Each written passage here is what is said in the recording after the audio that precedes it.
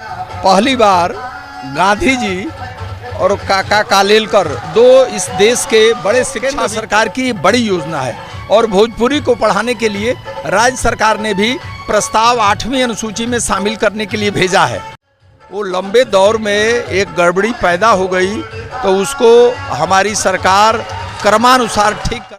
मैं पूर्ण विश्वास करता हूं कि मैं अपने गांव की आवाज़, अपने गंवई की आवाज़, मोहल्ले की आवाज़, अपने शिक्षा के लेकर हम बात करेंगे क्योंकि आप शिक्षा से जुड़े हुए हैं।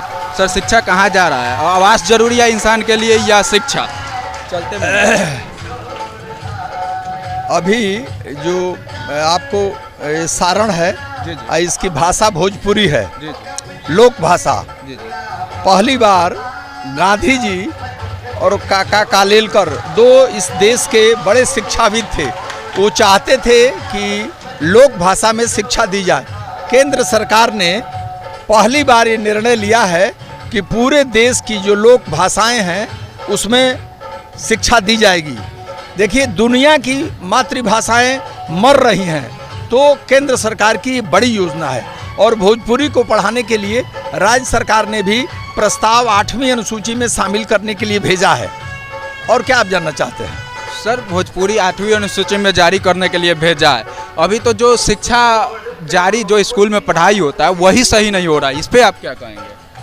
सरकारी स्कूल का शिक्षा से बदतर है। वो आपसे इसलिए पूछा है, आप शिक्षा से जुड़े हुए हैं।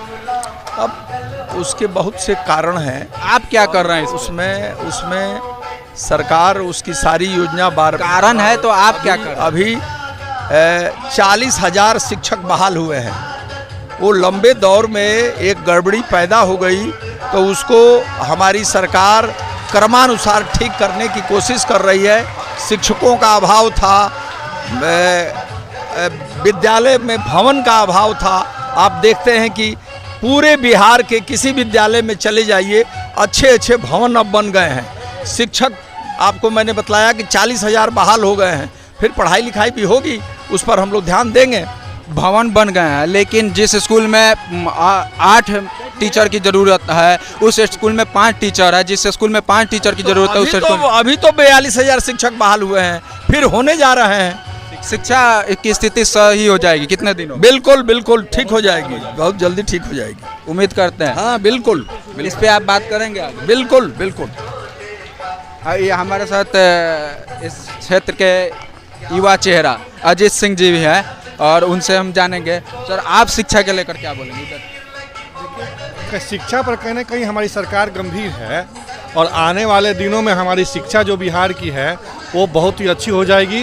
हमारे सरकार से शिक्षा मंत्री उस पर काम भी कर रहे हैं। इसमें कोई दो राय नहीं कि आने वाला दिन बिहार शिक्षा में सबसे आगे होगा। ये मैं आपको आश्वस्त करना चाहता हूँ।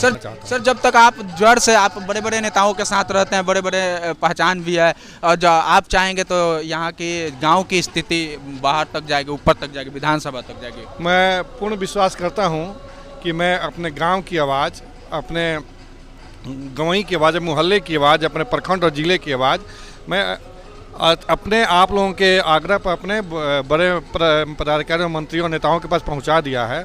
और वह दिन दूर नहीं कि बिहार हर क्षेत्र में और अधिकांशतः क्षेत्र में, स्वास्थ्य का क्षेत्र है, सड़क है, बिजली है, रोड है, इसमें हम आगे बढ़े। और शिक्षा के क्षेत्र में भी हम आने वाले दिनों में बहुत आगे जाएंगे। मैं आपको आश्वस्त करता हूँ।